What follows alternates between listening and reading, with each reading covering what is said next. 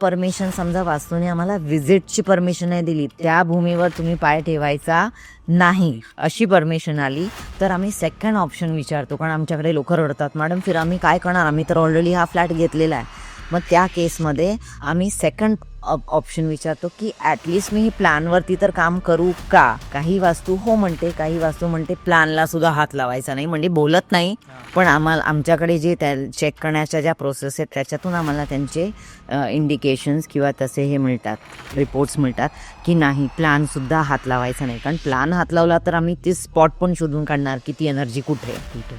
मग त्या स्पॉटमधून ती एनर्जी काढण्यासाठी आम्ही काही वस्तू देणार, म्हणजे ऑटोमॅटिकली त्या एनर्जीला, त्या वस्तू ठेवल्यानंतर त्या एनर्जीला ती एनर्जी सहन होणार नाही, मग ती एनर्जी तिथून निघून जाणार. म्हणजे आम्ही बाहेरून वेगळ्या पद्धतीने ते स्टिंग ऑपरेशन करतो. सो कधी कधी त्यालाही परमिशन देत नाही आणि कधी कधी येते, माहिती नाही कुठल्या एनर्जीज कशा आहेत, तो अशा पद्धतीने आम्ही हे काम करतो.